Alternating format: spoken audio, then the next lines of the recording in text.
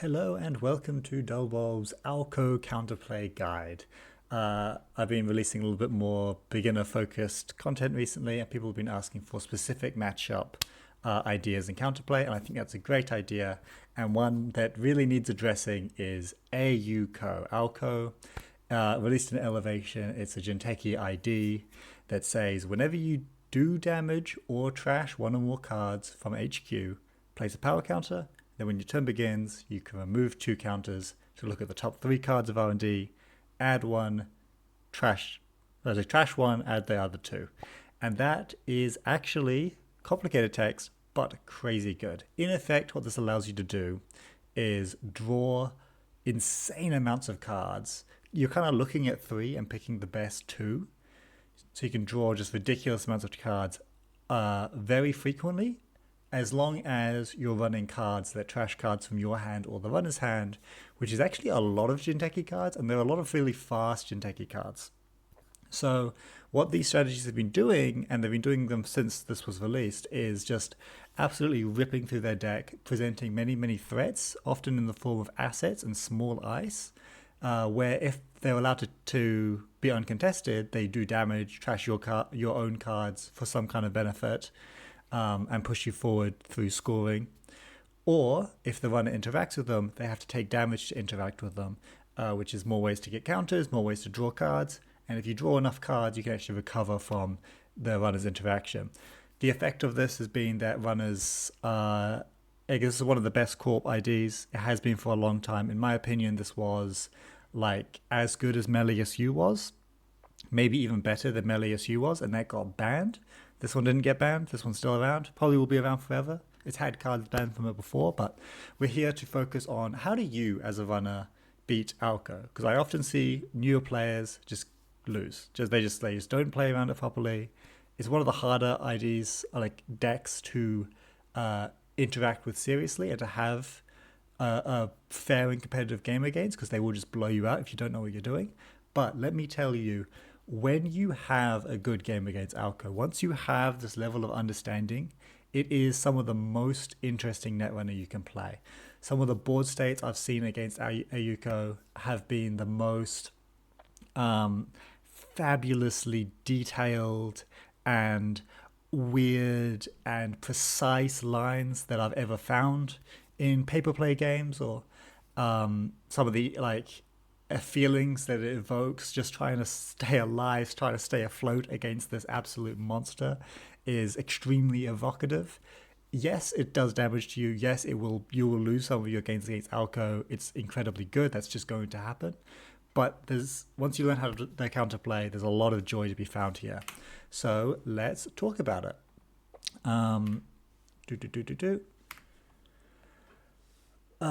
So yeah, what does AUCO do? Damage, obviously. Part of the text is that it benefits from damage, and it's Jinteki cards. Jinteki cards just do damage. They shred through their own deck, and when you shred through your own deck, you often get to see many of your cards, or like the threats that you want to present at any given point in the game.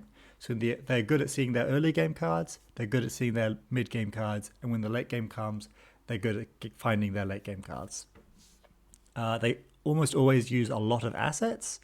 They repeatedly present game warping threats, as in stuff that if you do not address it, you are going to lose.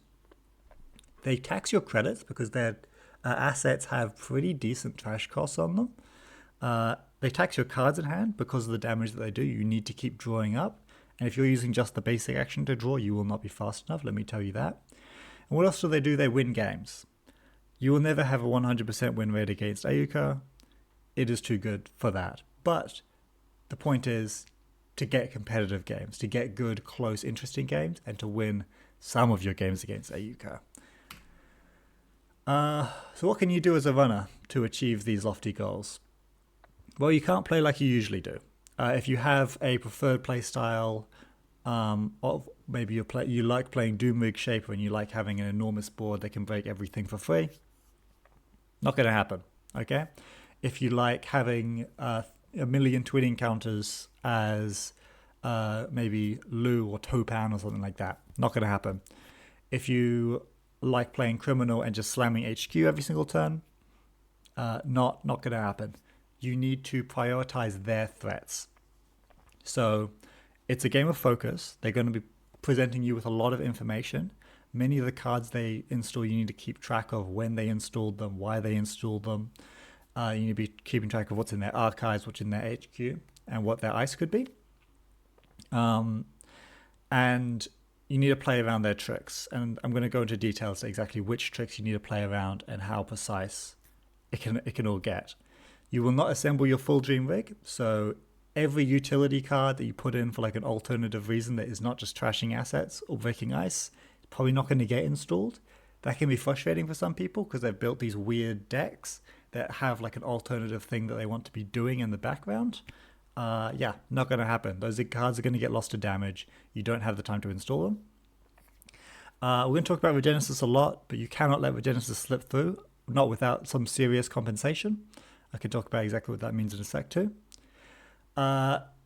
Important, do not despair. Do not give up. Even in losing board states against AUCO, there are winning lines that you can find. And there might be, sometimes it can be like a bit of hope, like, oh gosh, I've understood this board state and I've figured out that the only way I can compete is if there's 5 points in the top 2 cards. Sometimes that happens. Usually you'll get a bit more autonomy than that, but you should, even in hopeless situations, you should try and find winning lines, because they do exist. They will exist. There's always a winning line. It's just about playing the odds, right? If your deck cannot play into AUCO and you're just losing every game and it's not your fault, it's not a good deck. Your deck is not real. You should play something else, at least in any kind of tournament or even semi-serious online play. If you simply cannot play a good game into AUCO, you have not put enough money into your deck, you have not put enough draw into your deck, you need to find ways to slot those. The exact nuances of what specific breakers or money you're running matters less than the fact that you have money and you have to have draw. You can win without breakers against AUCO in some places. So like, if you're running a weird breaker suite, that might be fine. But if you're losing every game against AUCO, it's because you haven't put enough money and draw in your deck, and you need to fix that. Let's talk about threats and counterplay. What is a threat and what is counterplay? A threat is something that the court presents to you and says, solve this little puzzle. If you don't, you get punished in some way, whether that be the court wins more or you begin to die. And counterplay is the actions that you take that specifically take down the types of threat that they're putting out. You know, the counterplay to cohort guidance program, for instance, we'll talk about that a lot because it's an important card. Paying 2 to trash it. Pinholing it. Creating a board state where the cohort FOC is not especially good. Maybe they have an empty HQ, they can't do the trash. Maybe their archives is empty, so they can't do the flip. Something to think about. We'll talk a lot about the exact counterplay to all these cards.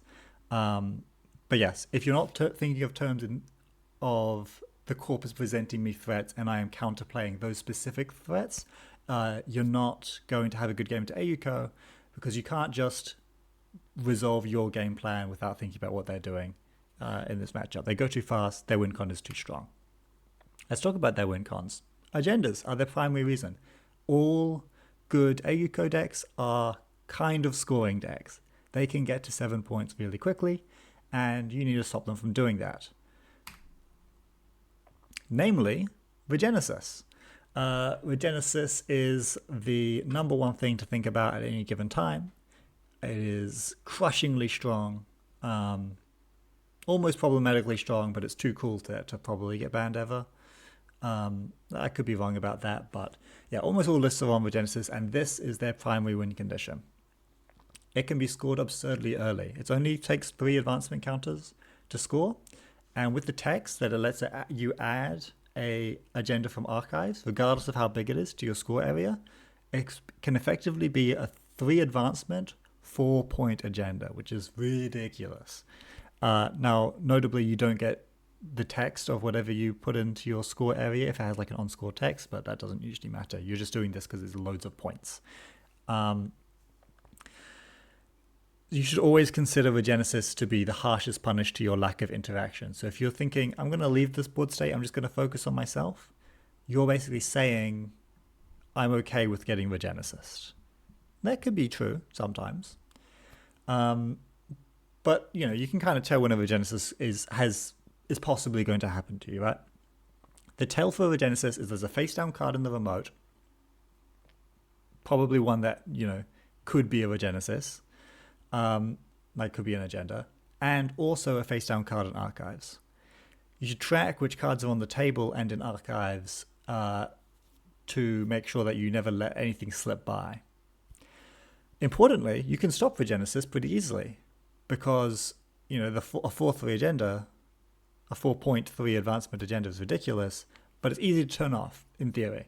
You can either take the Regenesis off the board, which might involve running through the ice that they put in front of it, or you can run archives, right? And just clear out, because Regenesis, the agenda needs to be in archives when their turn begins. So they can't just trash the agenda on their turn and then Regenesis it. It's often worth tanking an amount of damage to prevent a Regenesis from going through. If you have to take 3 damage running through an Atini or a Anemone, yes, they get Alco counters. A big part of Alco counterplay is making sure that they don't have as many counters as they could want. But a big part of counterplay is also not losing to them scoring 4 points in one turn. So you got to do what you got to do. Samac damage, stuff like that, is often worth going through to get the Regenesis. Either half of the Regenesis. Remember, you don't need to do both. So oftentimes people are like, "Oh, it's early in the game. We've got no points. I found a Regenesis.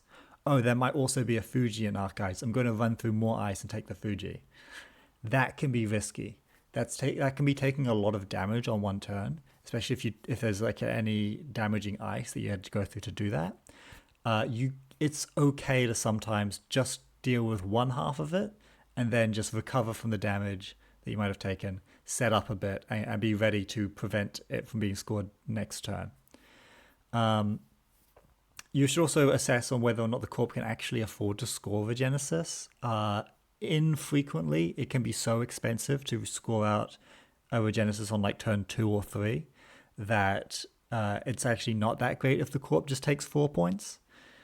That's infrequent, but you should do the math every time that you're choosing to interact and saying, what am I counterplaying here? And if the counterplay is they're going to completely bankrupt themselves and basically give up on ever raising a piece of ice or recovering their economy, maybe you can let a Regenesis through. Let's talk more about Regenesis, because it is that big of a deal. You know how I said that they require a face down on the board and a face down in archives? That's not true. They can shortcut it. Moonpool is a card that lets you trash cards from HQ at instant speed. And when I say instant speed, I mean at the end of your turn after you've taken all your actions. So if there are 2 face downs on the board and you don't know where either of them are, be aware that that can be Moonpool, trash a card from HQ using the Moonpool on your turn. Turn begins, Regenesis can get it out. Alternately, and more rarely, if there's one card... What am I saying? If there's no cards on the board, but there are 3 agendas in archives, Moonpool and Regenesis can be played, and it can be fast advanced through that method. So the way that works is that Regenesis and Moonpool will be played as the first 2 clicks. Moonpool would be rezzed and used, revealing 2 of the agendas that are not the agenda that Regenesis is going to target. So there needs to be 3 face-down agendas at the start of the corpse turn. 2 of them get shuffled back in. Nothing's been added to archives because nothing was trashed, so Regenesis text is still active. And then the last click is advancing Regenesis, and that can be a 4 points fast advance. So if they could have 3 agendas in the bin, be aware that in the late game, that is a real line that can happen to you. If archives is clear, you only need to play around them using the Moonpool to get it in there, which is actually very expensive and less of a big deal if they're spending 3 credits and a Moonpool and also their return to score out Regenesis, Fuji. That is much less of a blowout than them just simply scoring it out. But yeah. Also, a note, threat 4 can happen to you really fast, and that can matter for some cards we're going to talk about in a minute. But yeah, let's quickly talk about the other agendas we might see while we're on agendas. Fuji is a big deal. This is damage that is going to happen to you. You can't really win without having scored a Fuji at some point, and that's just two damage that is simply going to happen. If you're running centrals early, you shouldn't really. And a part of the reason why you shouldn't is because Fuji asset retrieval is 2 damage. It's an alco counter. Early alco counters can cause blowouts. They can cause the corp to set up a lot faster than they would otherwise be able to. And the text on this actually matters just so much, just in conjunction with their other cards.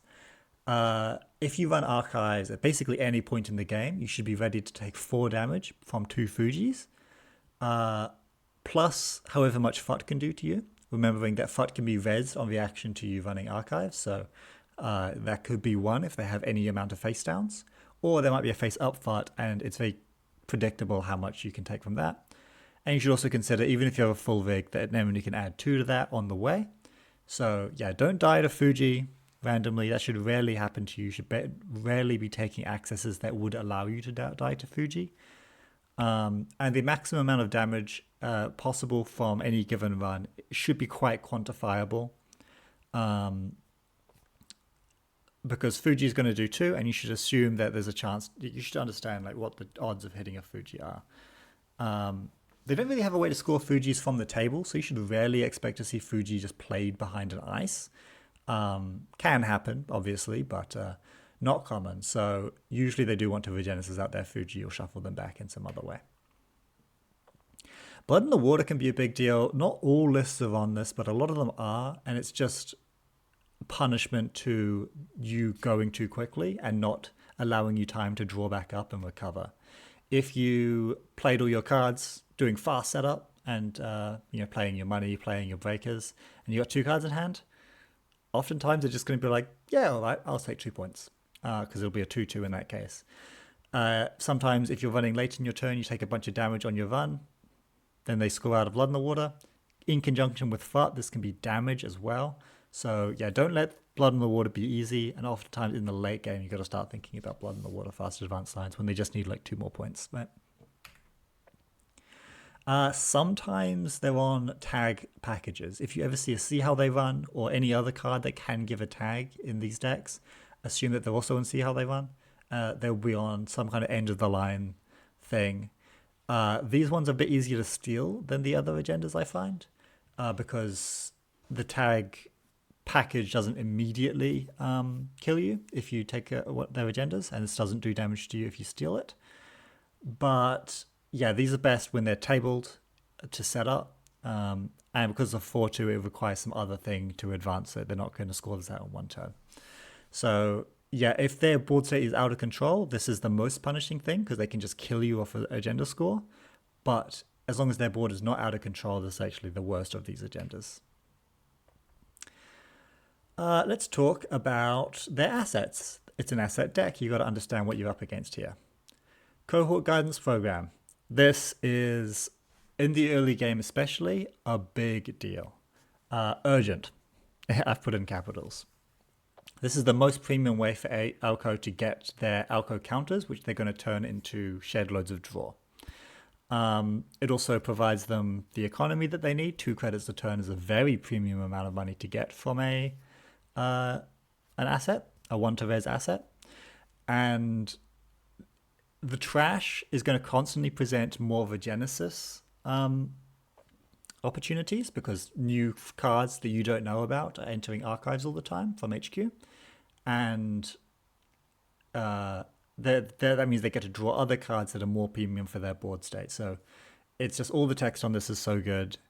The advancement text can be pretty good too, but usually they do want to just trash to get the Alco counters. This is worth pinholing. Most of their assets are difficult to pinhole because they cost 3 to trash, and they might just have another one, and that can be tough. Especially because their ice is small. It feels sometimes bad to spend a credit pinholing like an asset when you could have just broken the ice for pretty close to 1 anyway. But this one, yeah, you pinhole Cohort Guidance Programs. Like this is a blowout, especially if it sticks. General rule is that if a cohort procs the whole game, you just are not going to be able to keep up. I like to say don't let it proc twice. Sometimes you can let them prove to you that this is a cohort by getting one proc off it, especially if they're on an even number of counters. So the one proc doesn't change the number of Alco fires that they get, remembering that they need to spend 2 counters to do Alco. But yeah, this spell's Doom if it sticks. It says Double Genesis, kill it with fire. Fut.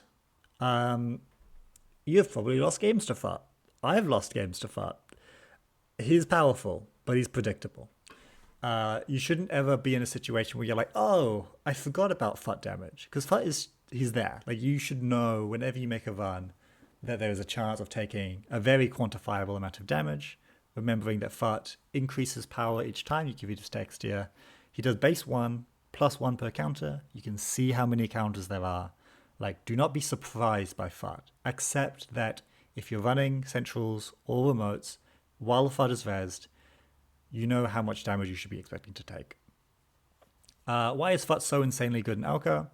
Partially because they can find him when they need him, which is a big deal. And when they need him is often just like any old time, just behind any piece of ice.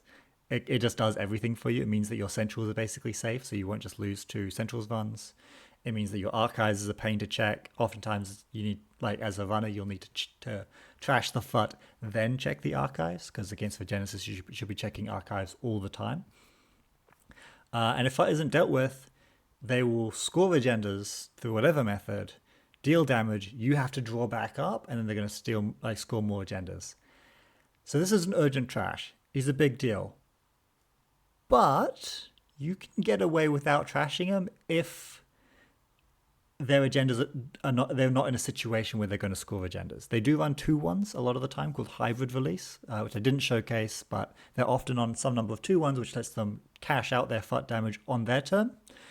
But if that's all they're doing, that's usually not the biggest deal, because it's not presenting new threats. Kind of like it sometimes is, but we'll skip over that. So assess whether or not you actually are in a situation where they're going to be scoring agendas before you trash the Fut, and also evaluate whether or not you're going to be stealing agendas before you choose to trash Fut, because Fut is not urgent in every board state. Also, I didn't notice here, but when you're on game point, Fut matters less, because when you steal the agenda, you win the game before the Fut damage comes in. Bladderwort, nasty little card here. It gives a credit per turn, and it can do a damage if you have 4 credits or less. Remember that, a credit a turn, not a big deal. The power level of this deck is really high. It can make money pretty easily. It's not a big deal if they're on 10 credits and they're taking to 11. I'm not spending 3 to trash this. However, the damage that they do is not only terrible for you to lose your cards, just passively like that, it's an Alco counter. And again, early game Alco counters are how you get blown out. It's how they see all the threats and make sure they have the dream hand every single turn. So this is a big deal, actually. If they're on a low credit total, this becomes quite an urgent trash. If they're on a high credit total, this is a less urgent trash. So again, more situational. But and it costs 3 to trash, which is a lot. But yeah, remember that at any time, if they have multiple face downs, they could res multiple things, duck to a credit total, and begin getting Bladderwort pings. Bad. Don't let that happen. Moonpool. A lot to say about Moonpool. It's expensive to use early. So if you're worried about lines that involve Moonpooling early, those lines are not as strong as some of the other things they can do, because they cost so much money. Granted, Alco is okay at being at low money because of things like Bladderwort. But early game, if they've installed 3 cards and you check all 3, which sometimes you can do that, not always, Moonpool is not something that I would trash on turn 1. Because if they're going to use it, they're spending too much money, probably. However, in the end game, this card is crushingly good and allows enormous amounts of flexibility. It can be a pseudo spin doctor if you're threatening a Regenesis thing, but you don't want to have, as a corp, they don't want to have to fully commit to, if they run archives, they just get my agendas. So if they have to Moonpool them away, that's a very expensive spin doctor. You're happy if that's the result. I can also do things like clearing out HQ in the end game when all they need to do is not lose to a multi-access sweep on HQ. You can use Moonpool for that. Yeah, so this card could do a million different things. As soon as their credit totals are decent, or you're worried about like them scoring up the last of their agendas, you got to start thinking about Moonpool. There's counterplay to Moonpool, which is if they don't have agendas around, they can't really use it. So if you've checked archives, there's nothing in there, and you're worried about them doing a Moonpool line, check HQ. Take the agendas from HQ, and maybe they won't have enough to do a Moonpool fast advance. Remember, Moonpool can score out of 3-2.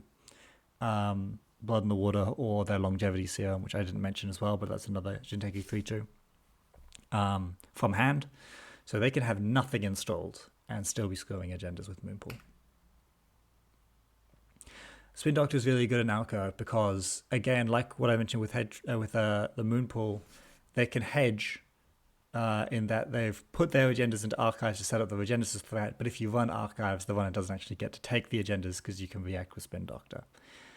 It's sometimes worth trashing Spin Doctor if you see them, even though I don't usually advise doing that very much, because these forks can be very click intensive for you to deal with, and giving them all these options is a problem. It also means that while they're fucking their Alco and they have to trash a card, they can feel more than happy just to get rid of an agenda, add the other two great cards, because it's no biggie, right? You just save the agenda later with Spin Doctor. Makes all their stuff a bit too easy.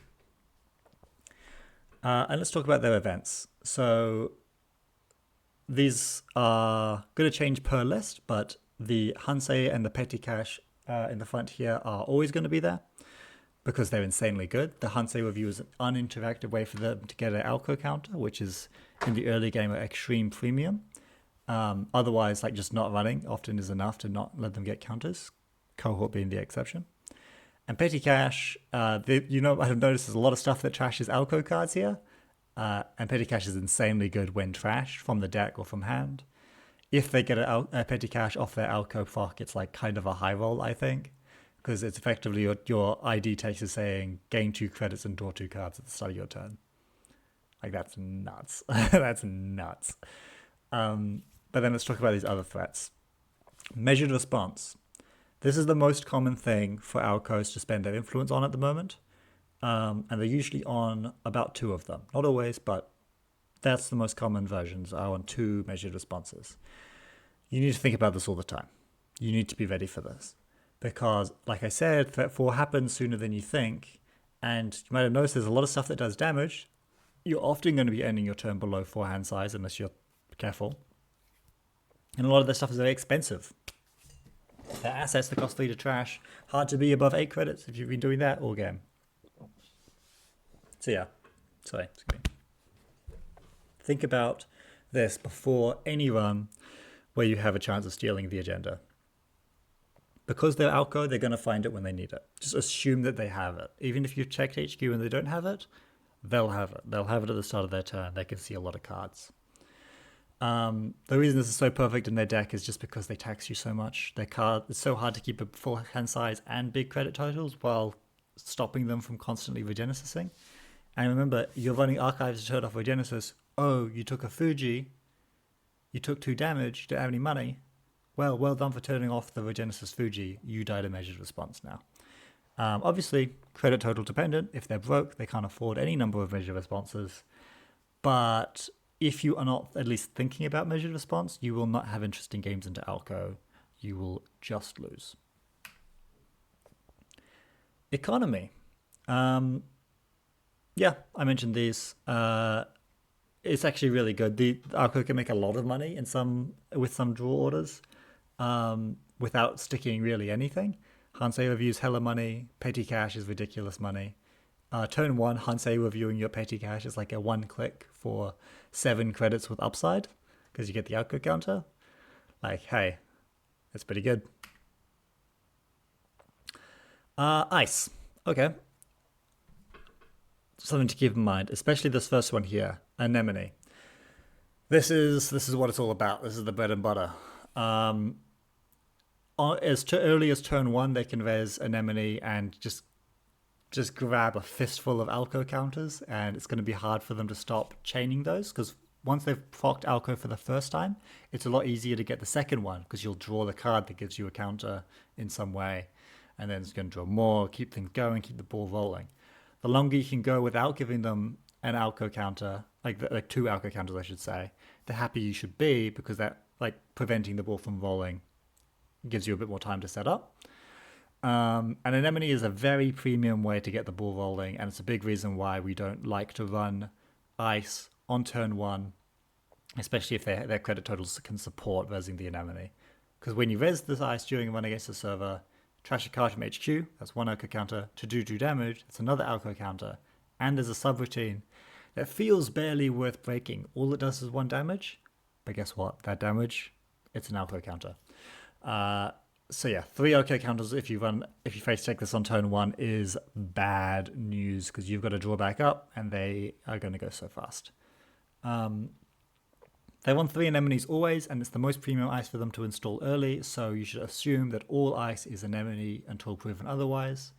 Literally, I don't even consider really other ice too much. If I would need to get into the server, I'll install like a fractor so I can break a barrier, because that's what's going to end the run most of the time. But like, if I'm running an ice, it's because I accept that it can be anemone, and I'm saying this is an okay board state for the anemone fire to happen, because it's going to happen eventually. Like, I'm going to lose cards during this game.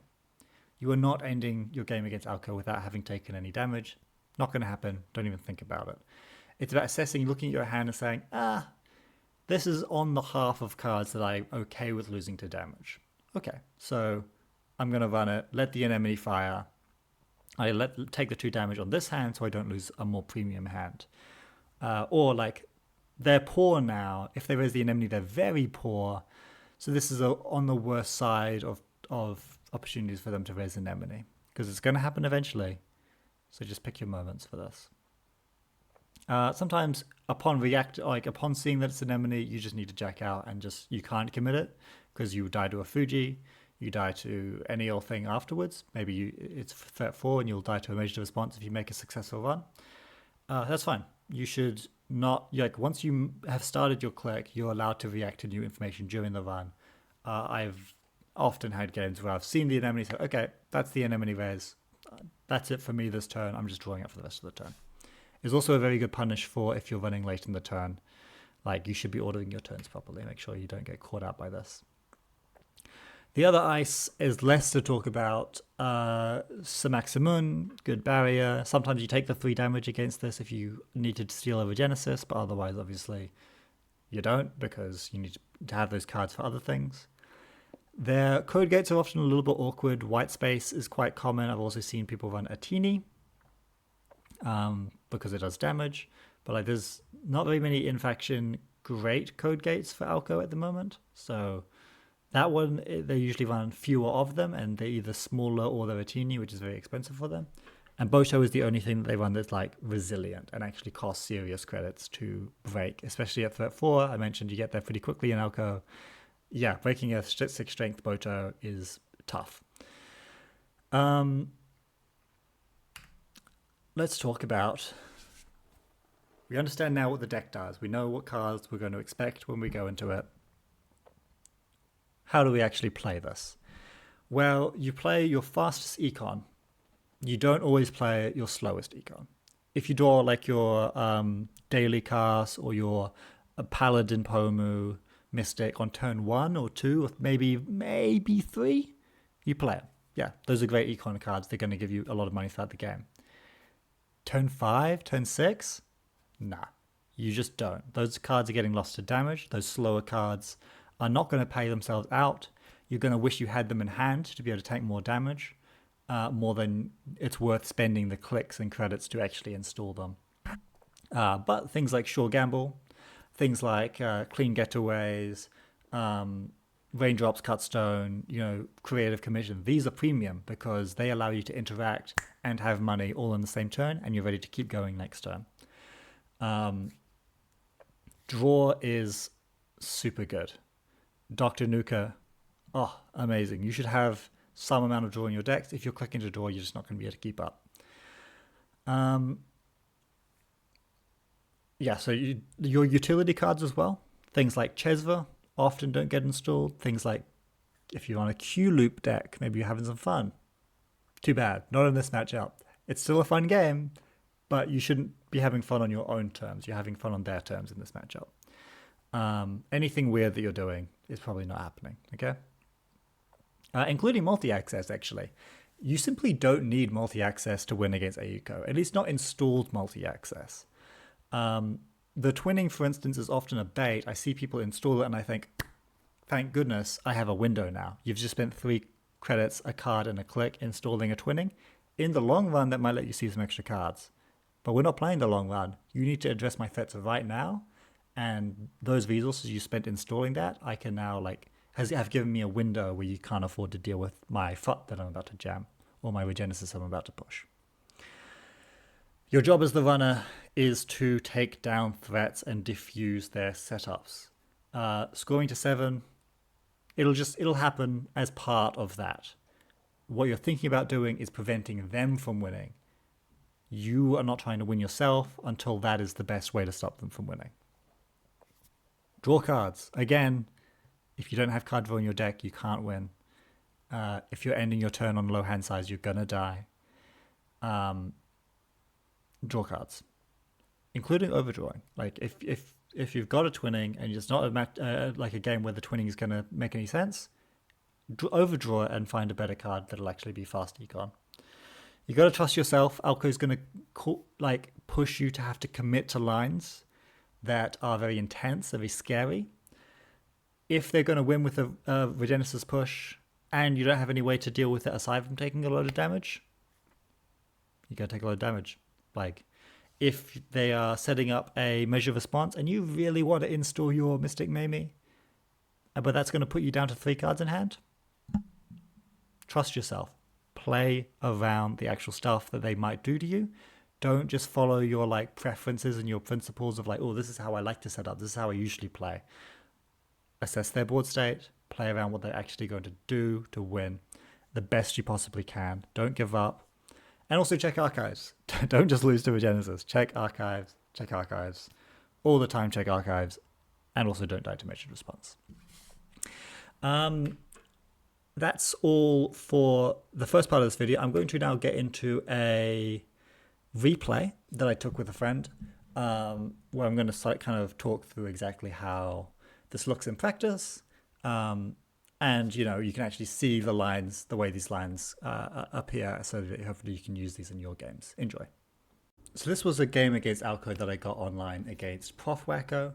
I'm playing as Muesli Hat, who is a very regular criminal ID. Their text is that she kind of just draws once per turn-ish. That's good. And of course up against Alco.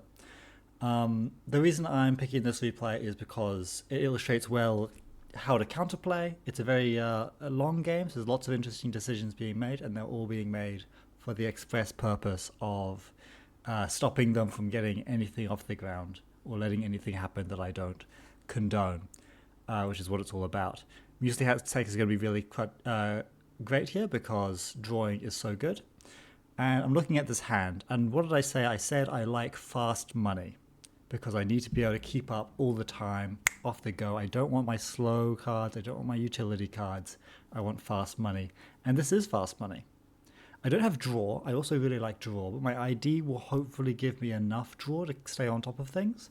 And 2 gambles in the opening hand is just enough explosiveness that I should be able to slow them down and figure things out. So not the best hand in the world, but worth keeping, in my opinion. They take a mulligan. And their opener is actually super slow. This is a great privilege to see. I'm stoked to see draw install on HQ. Now I do have the opportunity to switch views here. I can't have them both up at the same time, but I can see the corpse side if I want to. So they draw and ice HQ. So you're supposed to ice HQ against criminal because of transfer of wealth. So they're playing around that, and they don't feel the need to commit other threats, which is great. It means I'm going to take my time and set up a little bit more than I'd usually be allowed to, which in my case means I get to draw and install Debbie. Debbie is kind of a credit per turn. In these early turns, a credit per turn is perfectly good. And I play Clean Getaway while it's easy and useful to do so. And why do I pick Archives? Well, because I've said over and over again, keeping Archives clear is the name of the game. It would be so much easier to track which cards are in Archives and when, by clean getawaying it now rather than doing it later. Probably they didn't overdraw an agenda on turn 1 with no way to save it. Probably. But I don't really care about stealing agendas from R&D. That isn't particularly helpful to me. So let's just turn things face up. And I see that they threw away a petty cash and a FUT. Okay, it's making a bit more sense now. Overdrawing petty cash is pretty good. Maybe there's another FUT in hand. And then I finish off with a sure gamble, because why not? It's going to get played. They open with ice, install, and click for a credit. So they probably could have drawn here. I don't know why they clicked for a credit instead. Maybe they have some expensive plans coming up. They've actually, one of their ice that they installed is quite expensive, but I don't know that yet. And then they raise the FUT. So this is a big issue. I missed my muesli hat draw. But I've got to assess, right, how big of an issue is that? What I said was that FUT is an extremely high priority target that will snowball you out of a game if it's realistic for agendas to actually get scored or stolen. And I'm not sure that it is realistic for agendas to get scored or stolen. Sure, they could score out a 2-1 from hand. That would work. But the hybrid release doesn't currently have a face-down target to install, so it's not high tempo. And it's expensive and slow to do. It's not presenting any new threats, so that's kind of fine. I don't really mind that too much. And I'm certainly not going to run this FUT because this could be an anemone. And if I let them proc an anemone right now, they're going to draw a billion cards. They're going to play a bunch of cards I won't be able to afford to keep up. So I'm okay with letting the FUT stick this one turn. Especially, and I draw this Hermes, and now I'm thinking, okay, if I install this Hermes, I don't really care if you steal an agenda at all. Your stealing agenda is actually tempo negative for you, not tempo positive. So I give the FUT permission to stay for a turn, and I install Hermes to kind of hedge against if they do score an agenda and get FUT's text. That's fine. I get Hermes text, so I get some compensation. And they draw and install some cards. So we've done a great job of not running ice and not taking damage. So they haven't got any alco counters. So they've been playing very slowly so far. That's great news for us. Gives us more time. I finally get a muesli hat draw. I check the server. Yes, this could be an agenda. It could even be a Fuji. I would take 5 damage. Does 5 damage kill me? No. It's first click. I could draw back up as well. That's the sort of thing that you think about. FUT is a predictable amount of damage. The maximum damage you should take from accessing a card on the board is usually 2. I guess if they're on bite, it could be 3, but they're very rarely on bite.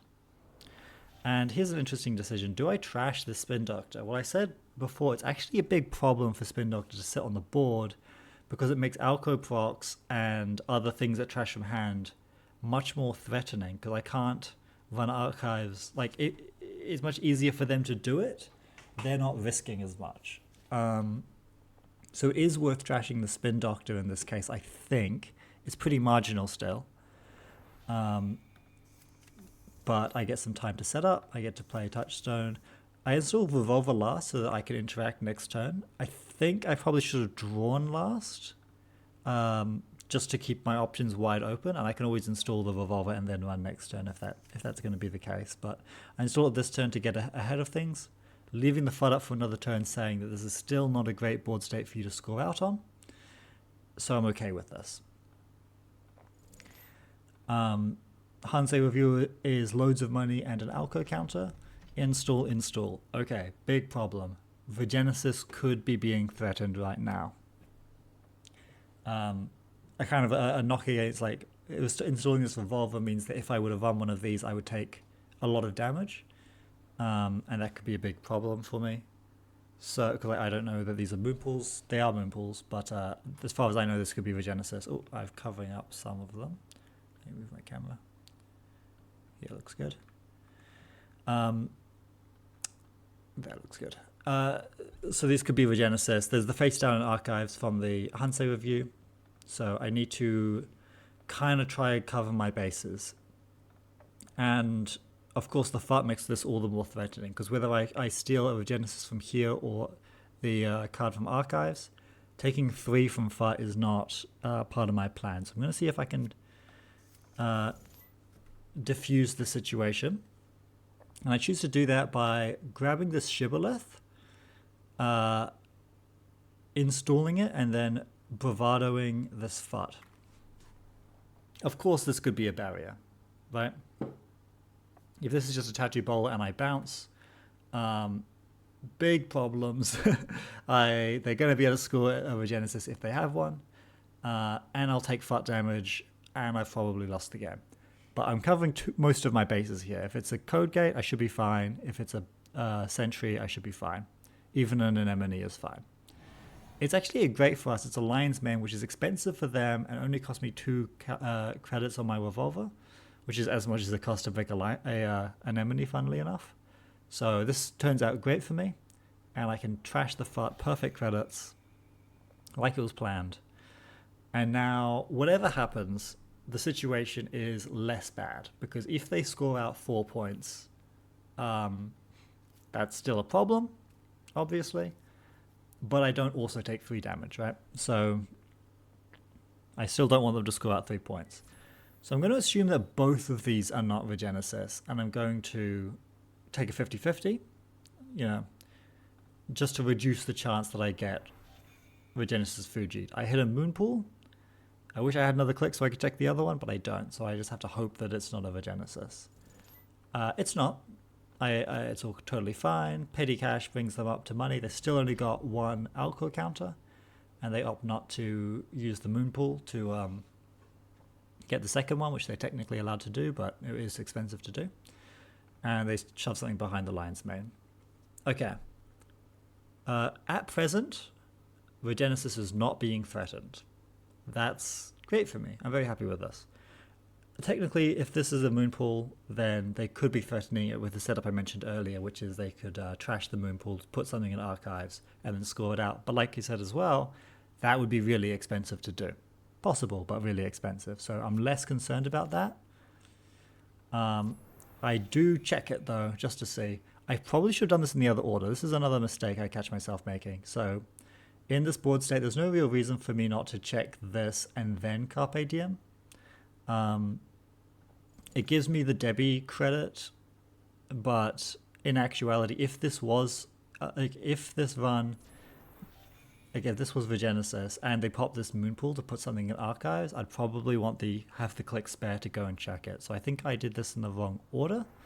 I do trash the Moonpool to kind of prevent that from being an issue in the future. So now that's 2 Moonpools and 2 FUTs out of the game. Feeling good. Been doing a good job keeping on top of the board. Check how I'm not bothering myself out when I'm making these plays.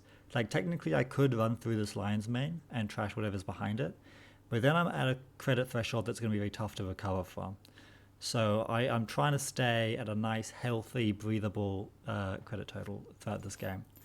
They take another really slow turn, which gives me a lot more time, which, again, time is money. I'm running R&D, don't really care to hit anything, but an agenda is really nice because there's no FUT down, and it means that Hermes is going to trigger. So this can be a big turn. I also have this Reprise in hand, so this is how I can peel apart the game a bit. Reprising the lion's mane is a good target, and I find another agenda. So everything goes back to hand, and now I'm feeling very in control of the game. But what should you never do when you're feeling in control of the game? It's throw. So I'm going to be very careful. Even now, I'm feeling good. Like they've got no board state. They haven't had a single alco proc this whole game. Surely I win. Well, it's not so simple. Like, this is not over at all. But it is pretty good. We're doing good. Especially because the double measure is not online yet. So I don't even need to play around that just yet, but I will do very soon. Of course, their turn is triple install. They choose to ice R&D to play around Hermes, I think. Probably they have another ice to get ready for the remote server that they want to push. They're feeling bad that they don't have the alco counters, because next turn being able to alco counter would be super good. I'm certainly just drawing up. I don't want to take any risks. I don't see a threat being pushed, so I don't have to do anything. You might associate criminals with liking to run HQ a lot, but if I don't have to, I don't want to run at all. I'm here to solve the problems that Alco puts out in front of me. I'm not here to kind of assemble my own Exodia or game plan. Mystic, it's pretty late for Mystic. It's already turn 7. But with how slow they've played the last turn and how much will slow them down, I think Mystic will still make money. This is the reasoning behind putting this down. So yeah, like technically I said don't install your slow econ late, but this is a slow board state, so I have time to do this. They still haven't found a way to eke out the last counter, so the fact that we've dealt with all these problems is really paying dividends here. I'm a bit concerned about the face downs piling up on archives. This could create some issues. Remember, I said if all 3 of these are agendas, they can actually fast advance out 4 points for only, 5 credits with a Moonpool Regenesis. So probably that's not the case, but these are the sort of things you got to think about when you're in a winning spot. You don't think about like, how do I win faster? You think, is there any way for me to lose here? So I actually check the archives here. This was a bit of a risk, but I needed to play this Bravado eventually, and it was never going to be a great time. Clearly, my barrier break is not showing up, so I'm very weak to Boto here, and it is Boto, which is a big problem. Debatably, I could have just gone even slower and not played this Bravado until I found everything. But I did say, like, you're not going to assemble your full Vig. You need to play a lot of the game without it. And yeah, maybe this is Boto, but I don't know that. And who knows when Kurapira will show up. Right? I can't just not play until Kurapira shows up. So this is the worst punish. This does damage to me and lets them trash cards from hand to end the run. So it doesn't even solve the problem that I was trying to solve, which gives them counters and lets them go faster. This is a bit of a disaster. But I still defend the play because most of the time it wasn't Boto. And getting into archives here would be pretty useful, actually. But I could definitely see an argument that giving them, like, having any chance of them giving them counters was just incorrect. I did do it first click, though, so I'm happy to draw back up.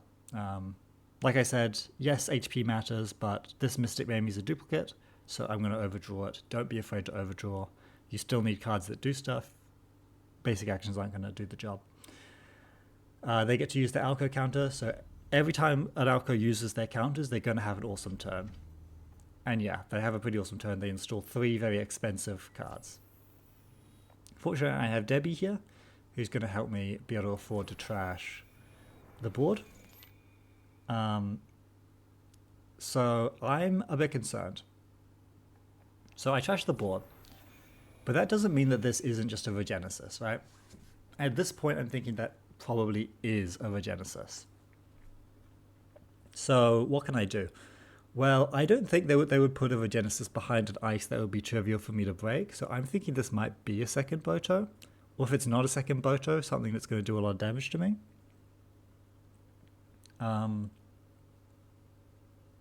If it is a big agenda like a Fuji, I could be at threat, which could be a problem as well. So this last one, this iced one, is a problem. I would love to run archives and just turn off the Regenesis chance, but obviously I can't do that. So I opt for a weird middle ground, which is transferring, thinking if I could like hit an agenda in hand and bounce a card, that would be a way around this problem, because maybe this is the Boto, right? But then this probably can't be also a Boto. HQ is an anemone, which is fine. It's got to be rezzed eventually. It hits my what did this hit? Trashes hits Biobands and Wake Implant.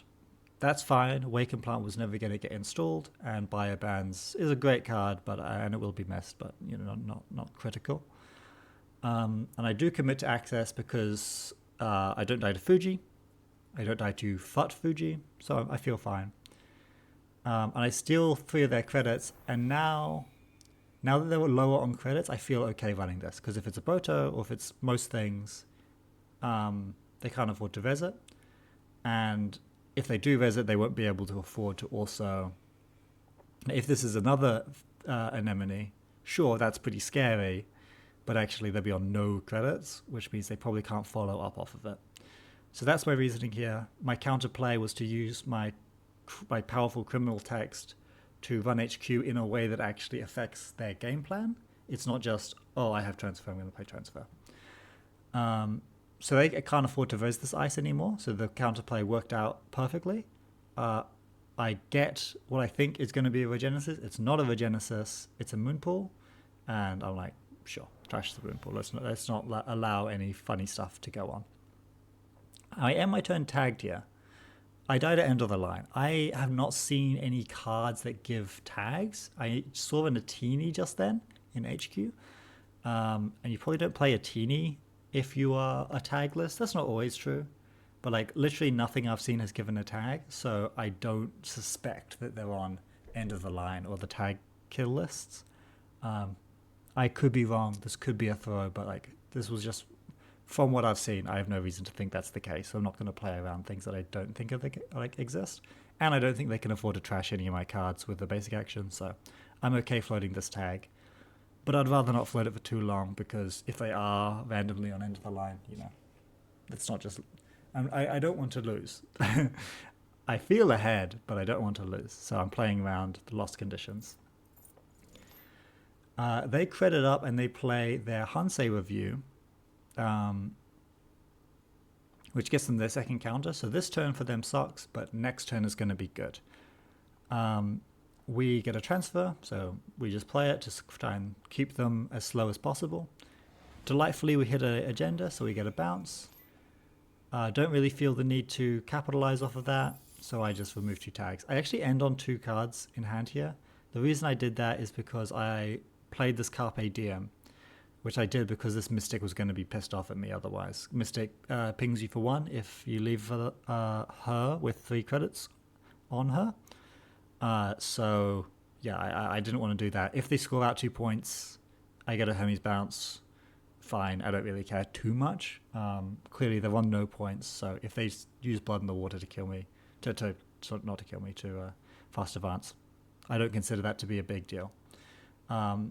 It's good to play around threats, but you should assess which threats are actually important and play around the ones that are most important. And I don't consider 2 points to be that big of a deal. Okay, they obviously just kind of rebuild their board, and we've been doing a great job of keeping them down. Unfortunately, they haven't drawn very many cohorts this game. If they'd drawn more cohorts and actually stuck any of them, this would all look very different. This is what things look like when everything is going well. Most of your Alco games, you will not be able to keep as in control of the board as this one has. I had great draw, and they clearly were a little bit slow out the gate. But yeah, because this is not this could be Regenesis Fuji, so of course I'm going to make plays that counterplay that best I can.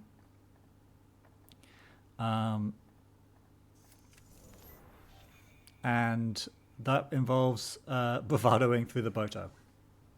Because again, I can't get into Archive, so this is the strongest thing I have that can possibly play around Regenesis Fuji. I can only do what I can do, right? Now, why am I making this play? It's because with the bio bans, I actually installed this class act. So if I take damage against Boto or against an Anemone, I feel totally fine because I will just draw back up at the end of my turn. Unfortunately, this gives them counters. A lot of counters. 2 counters because Boto does damage and they trash the cards to end the run. Archive has got 10 face downs because I've not been able to get into it. Not for lack of trying. And they stick this cohort, which is going to money them up a little bit too. Now, I draw back up to safety. This is why I felt okay making that play. But yeah, that next turn's going to be pretty good for them probably because they're getting their procs. But they actually play it really slowly. They actually just install credit. I don't really know. I mean, we can check, right? What was going on that made this the right play? Okay, so they are just trying to... they want to play this Hansei Review. They want a Hansei double measured next turn. Okay, this is all making a lot more sense to me now. This is why I'm being so incremental with the plays that I make. I'm not just rushing centrals. I'm not trying to pursue my own game plan. I'm only interested in diffusing what they're up to. Because if I get too silly with it and I just think, oh, what could hurt? A single on HQ, what harm could it do? I steal the Fuji, I take 2 damage. Oh, they Hansei Review double measured, and I just explode and die. I don't want that to happen to me. So they're setting up to kind of cheese me, and, well, not choose. They're setting up their out, which is to punish hubris, and I'm just going to not have hubris. I'm going to make sure that they do not stick threats. I'm going to... I do jailbreak R&D here, and why do I do that is because I actually have enough credits to play around stealing an agenda and then getting double measured responses. I don't know whether this was like a worthy play, but like I'm not going to install my multi-access card, so this is what I have with regard to winning the game. And then, principled as ever, I pinhole the cohort because I am not interested in letting them stick anything. This was last click against the anemone, so this could have actually gone slightly bad, and that would have ended on 3 cards in hand. But that would have brought them down to 2 credits, and that's not a big deal. So I understand their decision not to raise here. Also, they have a very finite number of alco counters left in the game because we've done such a good job of controlling the threats that they haven't even been able to stick a board, meaning that they've got 7 cards left, and the game is they haven't got a single point, right? So what am I worried about? How am I winning this game? I'm winning by they simply can't develop threats and action them in time before like they literally deck out. How am I losing this game? I overextend and they kill me, or I ignore them and they do just score 7 points too quickly. Remember, these Botos cost me a serious number of credits to break, even though I have eventually found my Kurapira. I'm interested as to why they installed this Hollow Man over here. I know that they want to fast advance out some points. This is a list that I wasn't aware existed, but it's pretty cool. Hollow Man. That's neat. It means you can score your Regenesis from hand in another way, which is neat, without having to have all those agendas and archives. And it can sit on a central server that you don't want interacted with. You can score Fuji off the board. It's neat. I don't know if I like 3 influence on it. I'm not sure what's getting cut. Are they running all 3 spin docks? I'm not sure what's getting cut for that, but a neat idea, novel, probably pretty strong to be honest with you. But yeah, so what am I thinking about? Obviously I'm thinking about Regenesis. The only way that they can win, if I just sit back and do nothing, the only way they can score like enough points in time is to do Regenesis stuff. So how do I play around that? Well, I'm obviously going to run archives. I've been wanting to do this for so long, and I finally have the means. So certainly it's happening. I trash the Hollow Man, and I actually steal some agendas. What do I do with those agendas? Well, I bounce stuff back to hand. I do a tasteful single on R&D. Not strictly speaking needed, but I'm on 6 points now, so touching anything wins, and I can just call it a day. And now it's just do not do something really stupid and just finish this. They set up. All I care is that they don't get a Regenesis out. Again, they've got 1 card in the remote server now. This is no longer a big deal because it can't be. They've got no face downs. So I'm no longer concerned about Regenesis. I'm pretty sure I just let that... Oh, no, I don't actually. I used this buyback. Didn't need to do this. This was probably overextending more than I needed to. I should have just left that because it can't be a Regenesis and I don't care about anything else. Cool. This one, I recognize it can't be Regenesis, so I don't care. So I just click for 4. I literally don't interact with them at all. I'm not interested in taking risks. They do install the Regenesis now because they realize this is the only way they can possibly win, and then I just take it. So yeah, this was maybe like too generous of an example for me because this went very well for me. I had a pretty good draw out the opener and they were pretty slow. But I think it does demonstrate how like you should play towards diffusing their threats singularly. I never installed, even towards the very end of the game,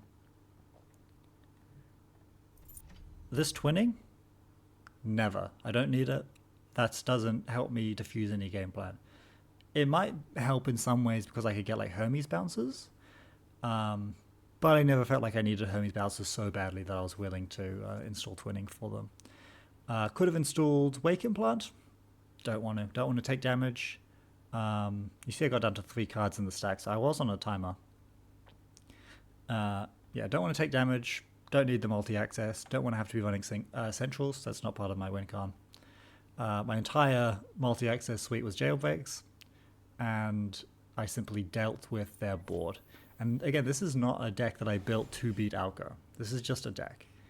There are better decks into Alco than Criminal for sure. I think the best is probably Lou, especially Lou if you're running like the steel skins, you're running trash packages, because like Lou wants to be trashing assets and can tank a bit of damage.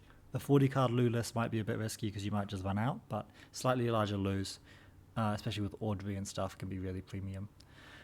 But yes, this demonstrated the ideas that I was talking about in the PowerPoint at the very least. I played a couple of games, I lost a couple of them because Alco is that good, you won't win everything no matter how well you play.